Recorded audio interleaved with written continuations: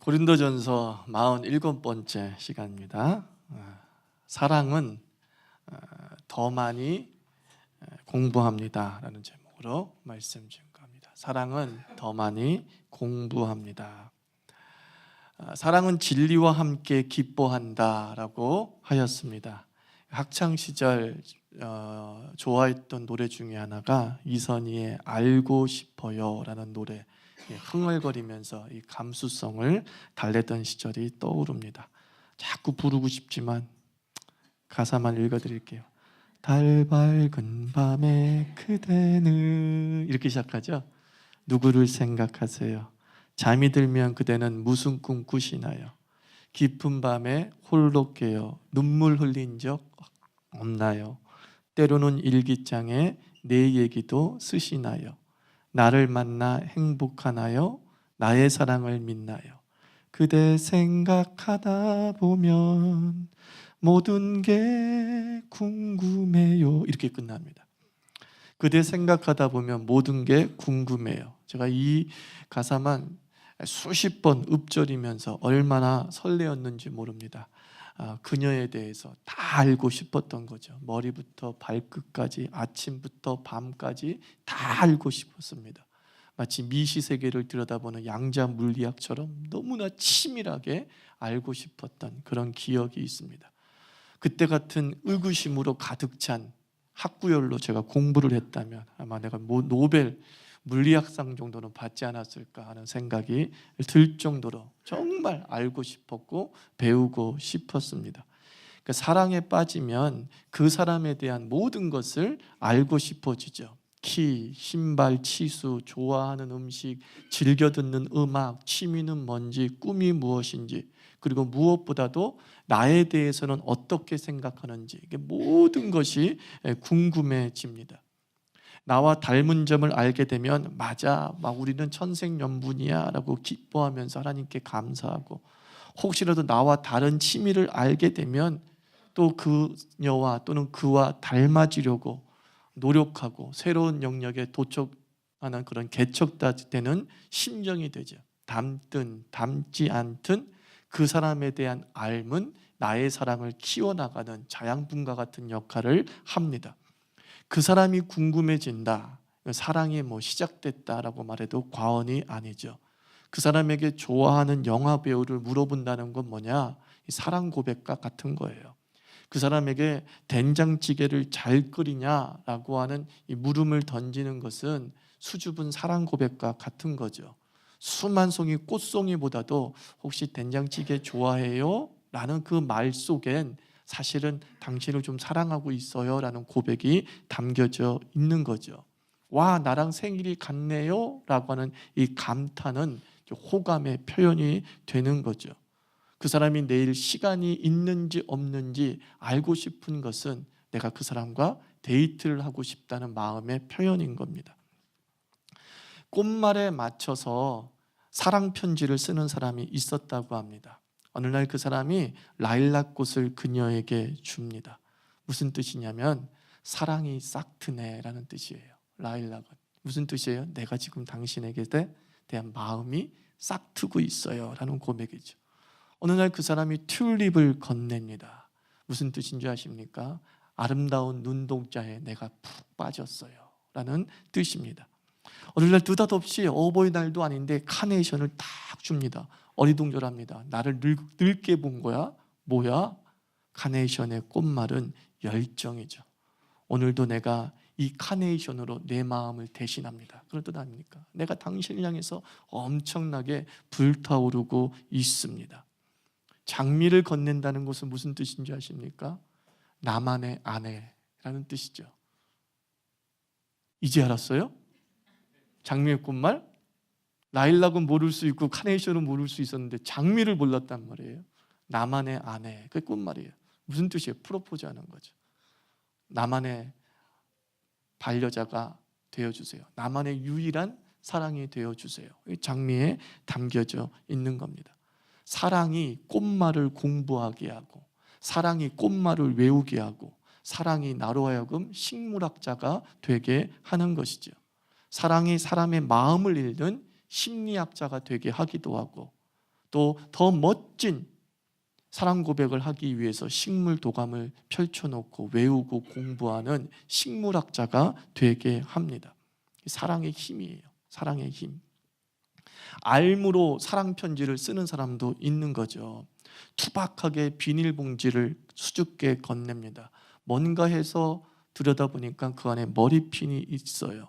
그것도 내가 방금 전에 가판대에서 만지작거렸던 바로 그 머리핀이 떡하니 있습니다. 와, 내가 사고 싶었던 것을 어떻게 알았지? 이렇게 궁금히 생각하죠. 어떻게 알았지? 어머니들이라면서 갑자기 고운 목도리를 건넵니다. 여자는 생각하거나 남자는 생각하죠. 우리 엄마 생일이 내일인 거 어떻게 알았지? 생일인 걸 알고 준 걸까? 구두 매장에서 신발 치수를 묻는 직원에게 그 사람이 내 대신 얼른 알려줍니다.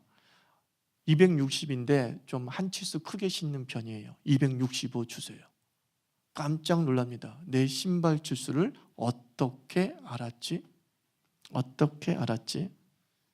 나쁘게 보는 사람은 스토커다라고 했을지 모르겠지만 이런 스토커와 러버의 차이점이 뭔지 아십니까? 스토커는 자기 만족을 위해서 집요하게 알려고 해요. 자기가 기쁜 거야. 자기가 즐거운 거야. 근데 러버의 알문, 그대 만족을 위해서 집요하게 알려는 거예요. 그를 기쁘게 하고 그를 즐겁게 하고 그를 행복하게 하려고 그를 알려고 노력을 해요. 스토커는 내가 즐겁고 내가 기쁘기 위해서 그를 알려고 노력을 하는 거죠. 스토커와 러버의 차이점은 목적이 어디에 있느냐, 여기에 있는 거죠. 제가 안다는 것으로 이해가 되고 새롭게 인식하게 된 인물이 있었어요. 고등학교 때 저는 까미의 이방인을 읽었습니다. 그때 읽으면서 느낀 게 뭐냐면 도대체 모르겠어. 어려워. 그 메르소라는 주인공이 너무 이상해. 그죠? 그냥 장례식 날, 엄마 장례식 날 버스에서 내내 잠이 떨어져 있고, 요양원에 도착해서는 엉롱한 졸음길을 깨우지 못하고 그냥 움직이고 있고, 그리고 나서 어머니 관 앞에서 그냥 밤새 이렇게 있는 내용들이 전개되어집니다. 그리고 막 장례 행렬을 따라갈 때는 그 햇빛 때문에, 타는 듯한 햇빛 때문에 막 질식할 정도다, 갑갑하다, 이런 식의 표현이 있고, 사람을 죽였는데 뭐 때문에 죽였대요? 햇볕살에 눈부셔서 죽였다, 이렇게 간단하게 얘기하죠. 어려워요. 그러면서 메르소에 대해서 전혀 매력을 느끼지 못합니다. 이런 황당한 인간이 있어? 그게 고등학교 때 제 느낌입니다. 그리고 대학에 들어와서는 이제 알베르 까미의 자서전을 좀 읽어본 거죠. 그가 어떻게 살아왔는가를 읽어봤을 때 비로소 왜 까미가 이방인에서 메르소를 그렇게 묘사했는가, 그게 사실은 까미의 자화성이었다는 것을 제가 알게 되죠. 까미는 아버지가 1차 대전에 짐직되어서 전장에서 죽습니다. 1살 때 죽습니다. 그래서 미망인이 된 어머니와 함께 할머니 댁에 들어오게 되죠. 외할머니는 굉장히 독선적인 인물이어서 아이들을 때리고 키웠고, 외삼촌은 거의 벙어리였고, 어머니는 불구에다가 문맹이었어요. 그리고 남의 집 가정부로 살다 보니까 고단한 삶을 살았어요. 그래서 어머니는 아이들을 사랑했는지 모르겠지만 철저한 무관심, 어찌 보면은 속내를 내보인 적이 없는 거죠. 거의 말도 없이 지내게 됩니다. 그런 자신의 어렸을 때의 삶을 얘기하면서 카미가 이렇게 고백을 해요.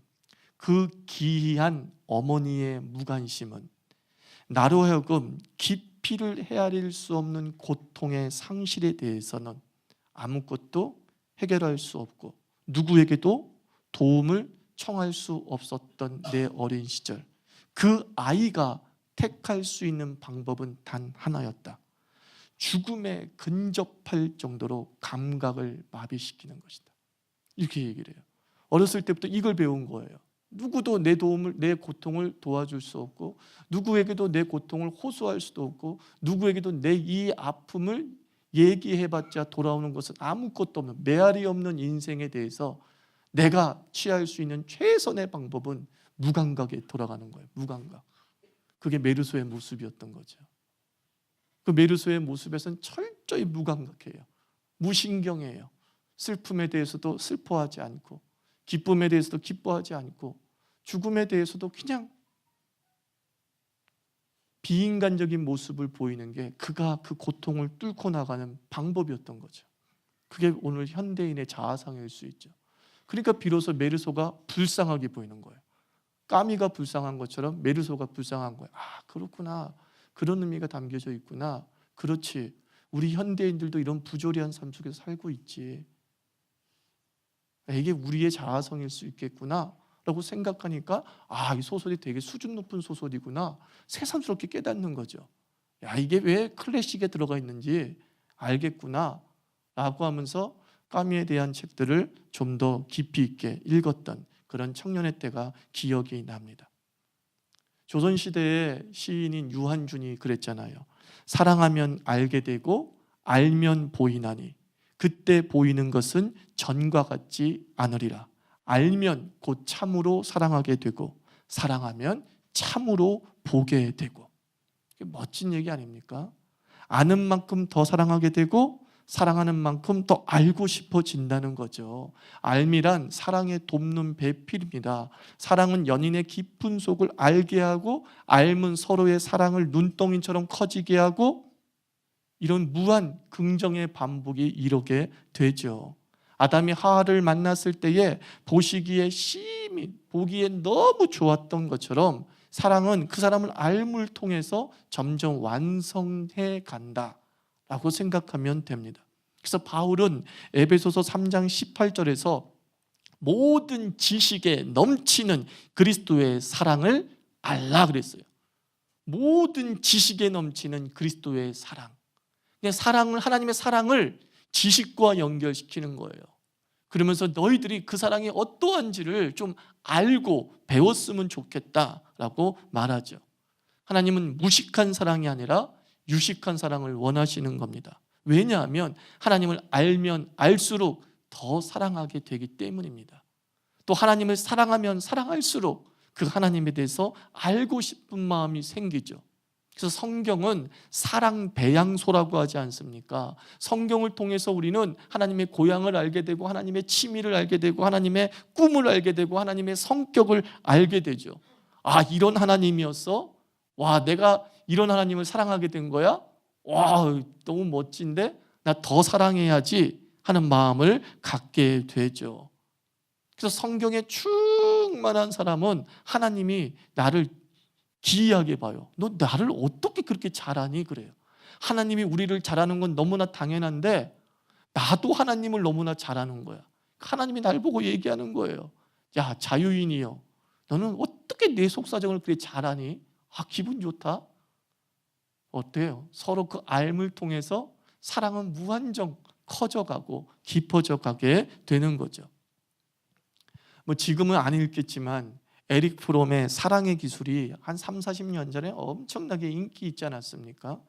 근데 저는 그 원제가 더 마음에 들어요. 우리는 사랑의 기술로 번역했지만 원제는 이거더라고요. The Art of Loving이에요. 뭐요? 사랑하기의 기술 또는 사랑하기의 예술이야. 이게 더 저는 마음에 듭니다. 사랑을 배우는 것이 아니라 사랑하기를 배우는 거예요. 왜냐하면 사랑은 본능이고요, 표현은 학습이기 때문입니다. 사랑은 학습의 열매일 수 없어요. 사랑은 하나님께서 창조와 함께 주신 사람됨의 근본이란 말이에요. 하나님이 사랑하시기 때문에 하나님을 닮은 인간도 사랑입니다. 설렘, 두근거림, 간절함 등의 사랑의 징표는요, 배우지 않아도 저절로 느껴지는 감성이다, 그런 뜻이에요.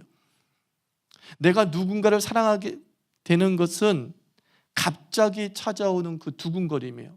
사랑이라는 걸 배웠기 때문이 아니라 그냥 그게 사랑인지 우리는 본능적으로 느낀다는 것이죠. 사랑은 배움이 아니에요. 사랑의 실패는 어디에서 비롯되어지느냐? 사랑하기에 실패해요. 정확하게 얘기하면 사랑에 실패한 사람은 없어요. 사랑 그 자체는 완성이에요, 여러분들. 난 첫사랑에 실패했어, 그렇게 얘기하지 않습니까? 그건 사랑이 실패한 게 아니라 사랑하기에 실패예요. 사랑하기에 실패. 누군가를 사랑한 것은 그 자체로 사랑이에요. 누군가를 좋아한 것은 그 자체로 완성이 되는 겁니다. 그래서 우리가 사랑을 표현하는 기술의 부족으로 사랑 아리를 겪는 거죠.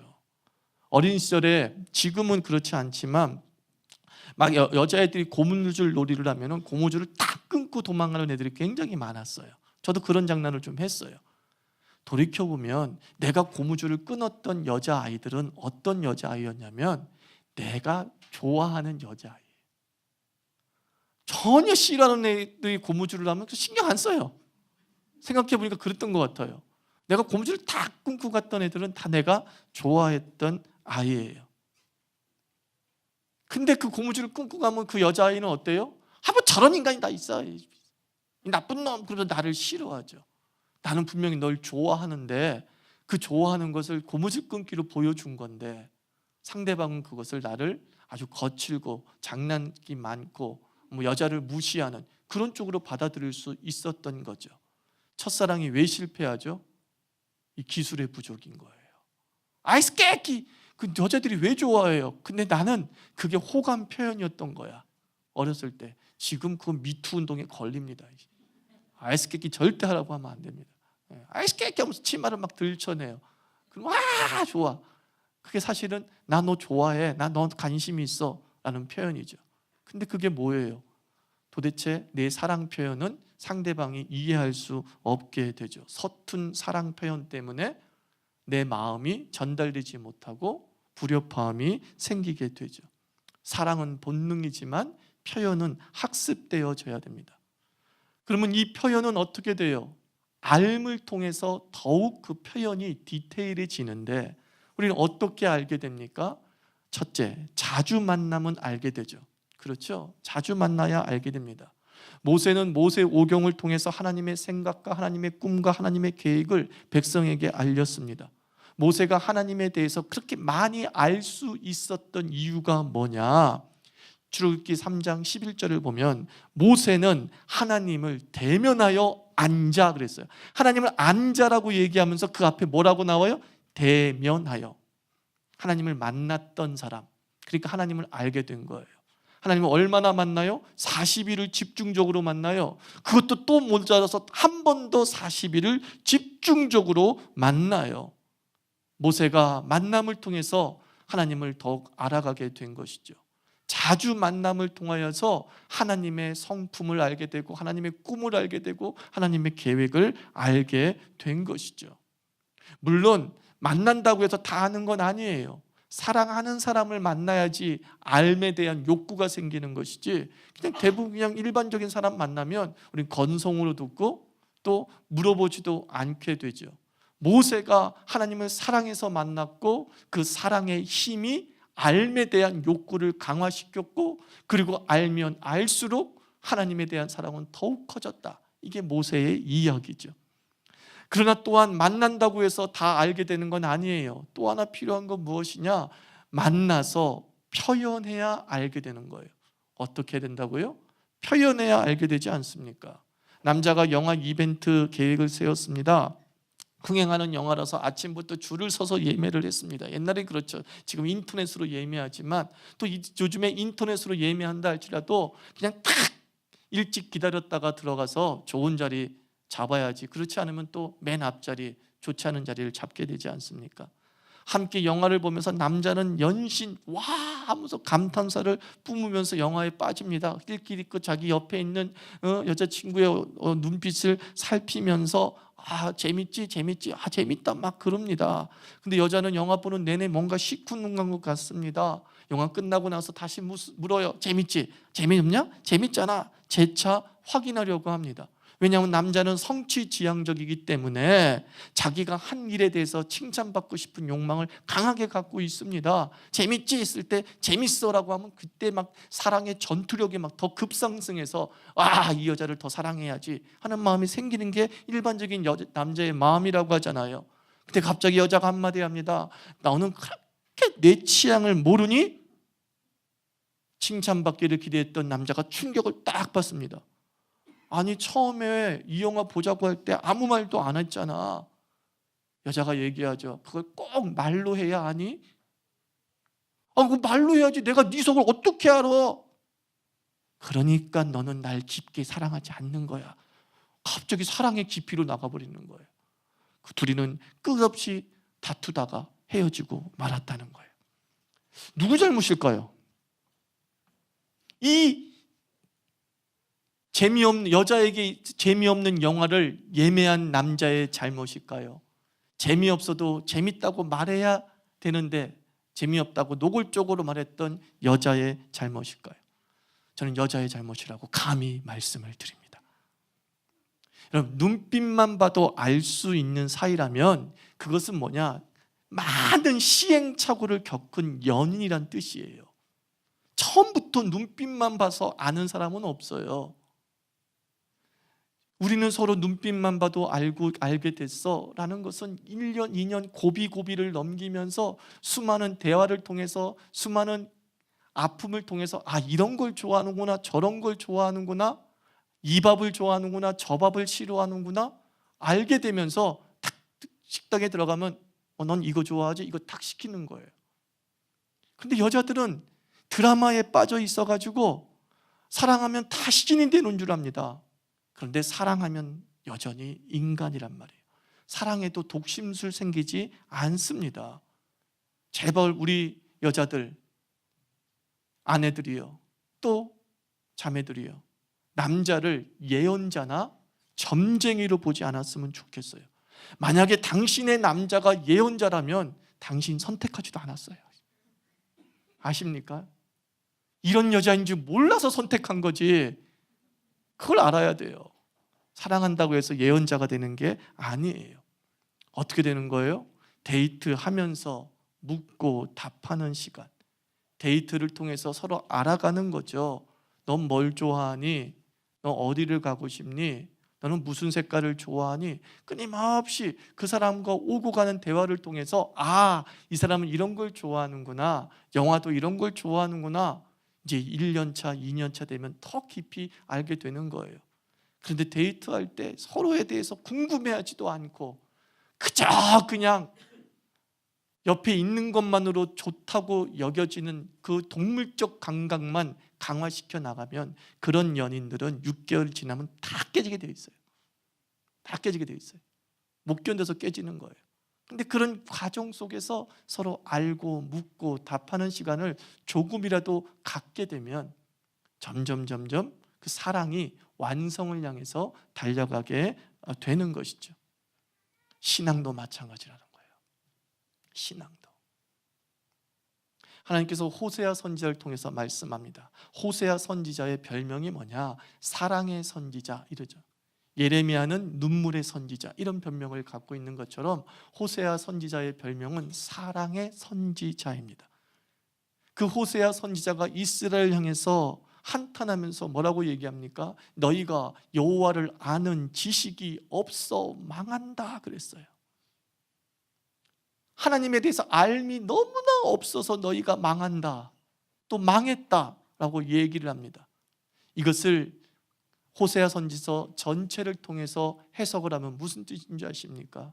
너희가 하나님을 사랑하지 않아서 망했다, 이런 말과 똑같은 거예요. 하나님에 대한 무식은 무엇을 증명해 주느냐? 하나님에 대한 사랑 없음을 얘기하는 거예요. 다시 말씀드립니다. 사랑하면 삶에 대한 욕구가 생긴다니까요. 진리를 기뻐하는 마음이 생긴다니까요.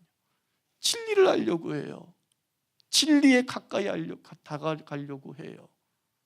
그러므로 나는 하나님을 잘 몰라요, 이 얘기는 무슨 뜻이냐? 엄밀히 얘기하면 나 하나님 사랑하지 않아요 라는 말과 거의 같다는 것을 호세아 선지자가 얘기하는 거예요. 그럼 하나님을 사랑하지 않는 사람의 말로는 어떻게 된다는 거예요? 망하는도다, 이렇게 얘기하는 것이죠. 서로에 대해서 사랑한다고 얘기하면서도 서로를 모르면 그 사랑의 관계는 뭐예요? 망하는 거죠. 가족으로 만나서 남편이 되고 아내가 되었는데 1년, 2년이 지나도 몰라. 그 성격이 어떤지 몰라. 그의 취향이 어떤지 몰라. 그러면 어떻게 돼요? 망하는도다. 이렇게 되는 거죠. 망하는도다. 하나님이 우리에게 주신 아름다운 사람과 사랑이란 이 열매들을 키워나가고 사랑의 완성에 도달하게 되는 힘은 무엇이냐? 여호와를 아는 지식을 힘써 배우는 것이죠. 서로를 아는 지식을 힘써 배우는 것이죠. 알아주기를 원하는 게 아니라 내가 이런 사람이야 라고 표현하고, 아, 당신은 그런 사람이었구나 라고 알게 되고, 그런데 우리는 그런 사람이었구나 라는 것을 어떤 식으로 표현하죠? 너 그런 사람이었어? 비아냥이에요. 몰랐네? 이렇게 얘기를 해요. 야, 알았어 이제. 그러니 그 지식이 막 가슴속에 들어오겠습니까? 들어오지 않죠. 이제 그것은 나중에 전가의 보도처럼 사용하기 위한 칼날로 가는 거죠. 결정적일 때 너 그런 사람이었다며? 이렇게 얘기합니다. 그리고 또 싸울 때 얘기합니다. 내가 그런 사람인 줄 몰랐니? 알물, 공격 수단으로 어느 날 사용하기 시작을 하는 거예요. 왜요? 사랑이 시작되었을 때에 우리가 서로에 대한 그 알에 대한 노력을 게을리했을 때 나중에 알게 되는 모든 알은 허물을 들춰내고 사람을 공격하는 수단으로 사용하게 되더라는 거예요. 그러므로 여러분들, 사랑이 시작할 때가 얼마나 중요한지 몰라요. 여러분의 자녀에게도 사랑을 가르쳐야 됩니다. 너 애인을 사귀겠지? 너 배우자를 만나겠지? 그때 너 데이트를 이렇게 해야 되는 거야. 너 그냥 만나서 하면서 좋게 만났다고 얼굴만 마주보고 끝내지 말고 매일 물어. 너 뭘 좋아하니? 너 어떤 스타일을 좋아하니? 너는 내가 어땠으면 좋겠니? 끊임없이 물어서 너 그 상대방을 깊이 알아. 그리고 네가 알게 된 그대로 그를 대우해 줘봐. 이렇게 가르쳐야 된다는 거예요. Loving, Art of Loving, 사랑하기의 기술을 우리는 기독인이기 때문에 너무나 잘 알고 있습니다. 왜냐하면 성경은 하나님의 사랑하기가 가득 담겨져 있어요. 하나님은 이렇게 사랑하시는구나. 하나님은 이렇게 표현하시는구나. 하나님은 나에 대해서 너무나 잘 알고 계시는구나. 나의 마음에 얼마나 그렇게 흡족하게 해 주시는지 알겠구나. 그 하나님의 사랑하기를 우리 크리스천들이 배워나가기를 축원합니다. 그리고 하나님의 사랑하기를 자녀에게 잘 가르쳐 주십시오. 그랬을 때 우리 아이들이 하나님이 주신 좋은 배우자 놓치지 아니하고 청년의 때, 그 청순한 때를 멋지게 추억으로 남는 그런 사랑을 하게 될 줄 믿습니다. 사랑은 진리와 함께 기뻐합니다. 사랑은 알매의 원천이고 사랑은 알매의 확장임을 기억하는 크리스찬 되기를 주의 이름으로 축원합니다.